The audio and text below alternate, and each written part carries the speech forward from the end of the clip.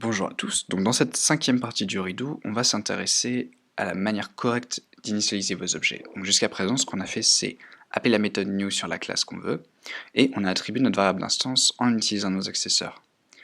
Donc maintenant, qu'est-ce qui se passe si on appelle simplement increment et qu'on exécute tout ça? Commande P, on voit que la méthode plus a été envoyée à nil.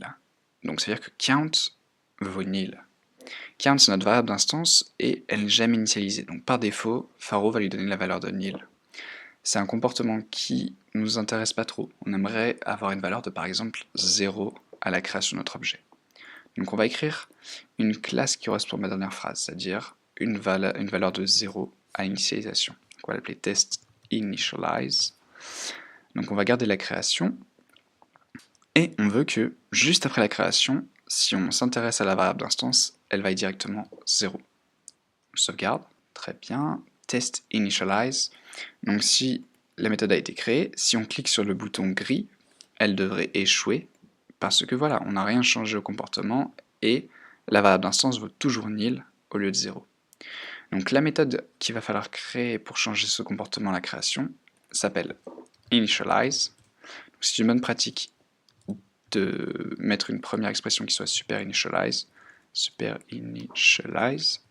pour aller appeler les méthodes d'initialisation des superclasses, puis le comportement qu'on veut, donc on veut que count soit égal à 0.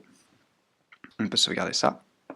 On voit qu'il a détecté le test qui lui est associé. Si on lance le test, il réussit. Maintenant, donc, on a une initialisation de notre variable d'instance qui, juste après la création de l'objet, est 0. Imaginons qu'on veuille créer un compteur qui est par défaut une variable d'instance count qui vaille 5. On peut faire ça en utilisant une méthode de classe. Donc si on écrit le test associé dans counterTest, on va créer test starting at 5.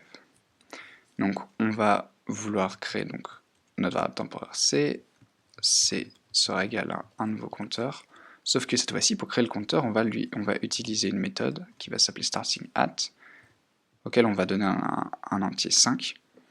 Et maintenant, on va pouvoir vérifier donc, avec la même vérification que tout à l'heure, que ccount soit égal à 5 cette fois-ci. Donc si on sauvegarde ce test, il n'a pas de raison de marcher puisque starting@, n'a pas été défini. Et donc on voit déjà qu'on a un panneau interdit qui nous prévient que ça ne va pas marcher. Mais si on l'exécute, on voit qu'on a bien l'erreur que la classe compteur n'a pas compris starting@. Donc on va devoir aller créer cette méthode de classe. Pour ce faire, on se redirige dans la classe compteur, on va sur l'onglet class side. Donc là, on se trouve dans l'environnement où il y a les méthodes de test qui sont définies. On peut sélectionner ici et créer notre méthode starting@, un entier, qui va nous renvoyer donc un nouveau compteur, self_new, auquel on aura attribué la valeur de l'entier qu'on vient de passer.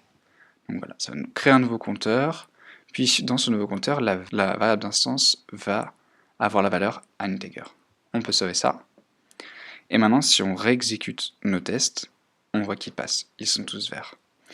Donc on va écrire un dernier test pour englober toutes les méthodes qu'on a pu définir. Donc on va l'appeler test all methods. Donc on va créer notre compteur et on va vérifier que self c'est increment.count equals 6. On va sauvegarder. Notre méthode testAllMethod est là. Si on l'exécute, on voit qu'elle fonctionne. Donc on a pu tester à la fois l'initialisation à 5 puis l'incrémentation et on voit que les deux fonctionnent bien. Si on reclique sur le bouton vert, les citations viennent de passer. C'est un bon moment pour commit ce qu'on a pu changer donc dans Iceberg. Donc on se dirige ici, on commit et on peut marquer donc added initialization methods entre parenthèses tested. Et on va pouvoir commit. Voilà, donc on a appris comment initialiser correctement un objet et comment utiliser des méthodes de classe pour nous donner des objets pré-générés avec des valeurs intéressantes.